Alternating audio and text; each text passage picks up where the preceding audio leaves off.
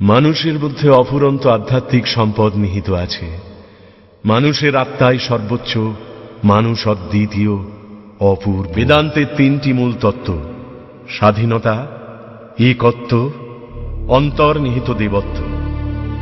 বেদান্তের ঈশ্বর প্রত্যেকের ভিতরে। উপনিষদ হতে একটি মহান উপদেশ লাভ করবার জন্য পৃথিবী অপেক্ষা করছে।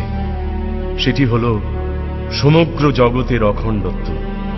সমগ্র জগৎকে সঙ্গে না নিলে কোনো প্রগতি সম্ভব নয়। মানুষের মধ্যে দেবত্বের প্রকাশই সভ্যতা। মনে রেখো, আদান প্রদানই জগতের নিয়ম। ভারতবর্ষকে ইউরোপের কাছে শিখতে হবে বাইরের জগৎকে কি করে জয় করা যায়, আর ইউরোপকে ভারতের কাছে শিখতে হবে অন্তর্জগৎকে জয় করবার উপায়। সম্প্রসারণই জীবন, সংকীর্ণতাই মৃত্যু।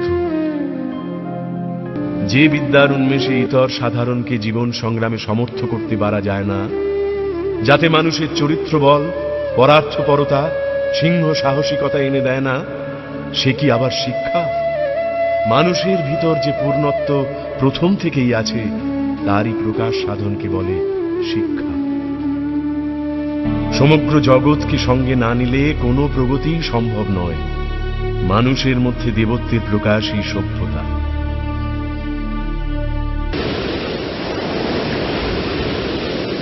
সূর্য যদি মেঘাচ্ছন্ন হয় কিছুক্ষণ, যদি বা আকাশ হ্যারো বিষণ্ণ গম্ভীর, ধৈর্য ধরো কিছুকাল হে বীর হৃদয়, জয় তব যেন সুনিশ্চয়।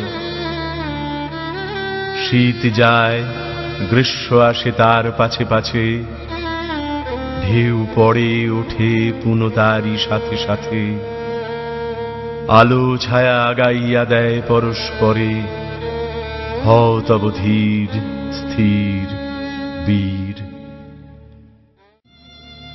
তবু চল অন্ধকারে হে বীর হৃদয়, সবটুকু শক্তি সাথে লয়ে।